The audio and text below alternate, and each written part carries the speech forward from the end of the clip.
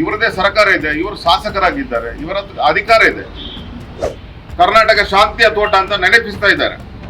ಆದರೆ ಶಾಸಕರು ಪುತ್ತೂರಿನಲ್ಲಿ ಅಶಾಂತಿಯ ವಾತಾವರಣವನ್ನ ನಿರ್ಮಾಣ ಮಾಡ್ತಾ ಇದ್ದಾರೆ.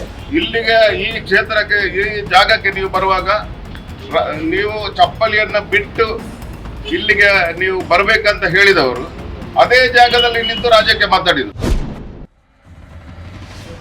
ಬಿಬಿಜಿ ರಾಮ್ಜಿ ಕಾಯ್ದೆ ಬಗ್ಗೆ ಅಪಪ್ರಚಾರ ಮಾಡಿ ಪಾದಯಾತ್ರೆಯಲ್ಲಿ ಅಪಪ್ರಚಾರ ಮಾಡಿದಂತಹ ಸಂದರ್ಭವನ್ನ ಉಲ್ಲೇಖಿಸಿ ನಾವು ಭಾರತೀಯ ಜನತಾ ಪಕ್ಷದ ವತಿಯಿಂದ ಉಪ್ಪಿನಂಗಡಿಯಲ್ಲಿ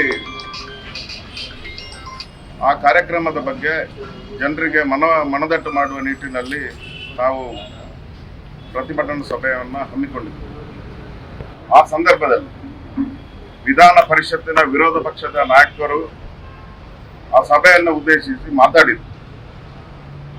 ಅವರು ಹೇಳಿರುವಂಥದ್ದು, ನೀವು ಪಾದಯಾತ್ರೆಯಲ್ಲಿ ಸತ್ಯವನ್ನ ಹೇಳದೆ ಸುಳ್ಳನ್ನ ಹೇಳ್ತಾ ನೀವು ಅಪಪ್ರಚಾರ ಮಾಡಿದ್ದೀರಿ. ಈ ವೇದಿಕೆಗೆ ನೀವು ಬನ್ನಿ, ನಿಮ್ಗೆ ಸತ್ಯ ದರ್ಶನವನ್ನ ಮಾಡಿಸ್ತೇನೆ ಅನ್ನುವ ಅರ್ಥದಲ್ಲಿ ಅವರು ಮಾತಾಡಿದರು. ಆದ್ರೆ ನಮ್ಮ ಶಾಸಕರು ಅದನ್ನು ಅಪಾರ್ಥವಾಗಿ ತಿಳಿದುಕೊಂಡು ಅವರಿಗೆ ಅಗೌರವವಾಗಿ ಮಾತಾಡಿದ್ದನ್ನು ನಾವೆಲ್ಲ ಗಮನಿಸಿದ್ದೇವೆ. ಸರ್ಕಾರಿ ಅಧಿಕಾರಿಗಳನ್ನ ದುಷ್ಟರು, ಭ್ರಷ್ಟರು ಅಂತ ಸಾರ್ವಜನಿಕವಾಗಿ ಅವರನ್ನು ನಿಂದಿಸ್ತಾ ಇದ್ದಾರೆ. ಇವರದೇ ಸರ್ಕಾರ ಇದೆ, ಇವರು ಶಾಸಕರಾಗಿದ್ದಾರೆ, ಇವರ ಅಧಿಕಾರ ಇದೆ. ಸರ್ಕಾರಿ ಅಧಿಕಾರಿಗಳನ್ನ ಪ್ರೀತಿ ವಿಶ್ವಾಸದಿಂದ ನಡೆಸಿಕೊಳ್ಳುವುದರ ಮುಖಾಂತರ ಜನರ ಕೆಲಸವನ್ನ ಇವರಿಗೆ ಮಾಡಿಸಬಹುದು. ಅದೇ ರೀತಿ ಮೊನ್ನೆ ವಿರೋಧ ಪಕ್ಷದ ನಾಯಕರಂದ್ರೆ ಯಾರು? ವಿಧಾನ ಪರಿಷತ್ ನಾಯಕರಂದ್ರೆ ಅವರು ಶ್ಯಾಡೋ ಚೀಫ್ ಮಿನಿಸ್ಟರ್ ಇದ್ದಾಗೆ, ಛಾಯಾ ಮುಖ್ಯಮಂತ್ರಿ ಅಂದ್ರೆ ಅವರು ಹೇಳ್ಬೋದು. ಆದ್ರೆ ವಿರೋಧ ಪಕ್ಷದ ನಾಯಕರ ಬಗ್ಗೆ ಯಾವ ರೀತಿ ಭಾಷೆಯನ್ನ ಪ್ರಯೋಗ ಮಾಡಿದ್ರು ಇವರು?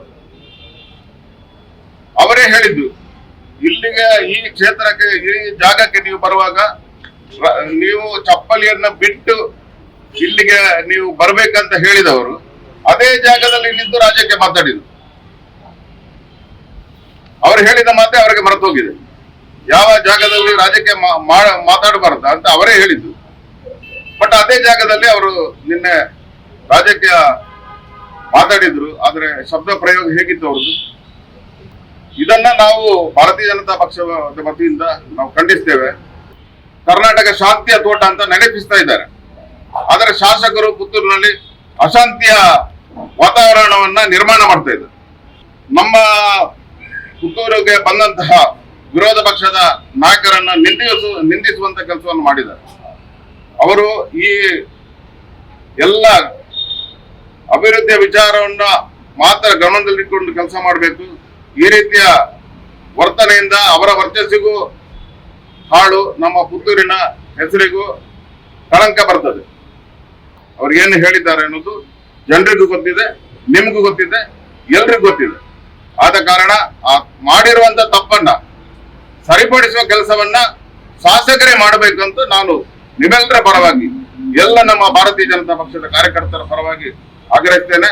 ನಾವು ಆ ಬಗ್ಗೆ ದೂರು ಕೊಡ್ತಾ ಇದ್ದೇವೆ. ನಮ್ಮ ಎಸ್ಸಿ ಮೋರ್ಚಾದ ಗ್ರಾಮಾಂತರ ಮಂಡಳದ ಅಧ್ಯಕ್ಷರು ಮತ್ತೆ ನಗರ ಮಂಡಳದ ಎಸ್ಸಿ ಮೋರ್ಚಾದ ಅಧ್ಯಕ್ಷರು, ನಮ್ಮ ಮಾಜಿ ನಗರ ಪಂಚಾಯತ್ ಅಧ್ಯಕ್ಷರ ನೇತೃತ್ವದಲ್ಲಿ ಮತ್ತೆ ಎಲ್ಲ ನಮ್ಮ ಬಿಜೆಪಿ ಎಲ್ಲ ಕಾರ್ಯಕರ್ತರ ಪರವಾಗಿ ನಾವು ಶಾಸಕರ ವಿರುದ್ಧ ದೂರನ್ನ ನೀಡ್ತಾ ಇದ್ದೇವೆ. ನಮಗೆ ಇಲಾಖೆಯಿಂದ ನ್ಯಾಯ ಸಿಗ್ತದೆ ಅನ್ನೋ ಭರವಸೆ ನಮ್ಗಿದೆ. ಮುಂದಿನ ದಿನಗಳಲ್ಲಿ ನಮ್ಗೆ ನ್ಯಾಯ ಸಿಗದೆ ಹೋದ್ರೆ ಕಾನೂನಿನ ಹೋರಾಟ ಮತ್ತು ಜನರ ಎಲ್ಲ ಕಾರ್ಯಕರ್ತರನ್ನು ಸೇರಿಸಿಕೊಂಡು ನಾವು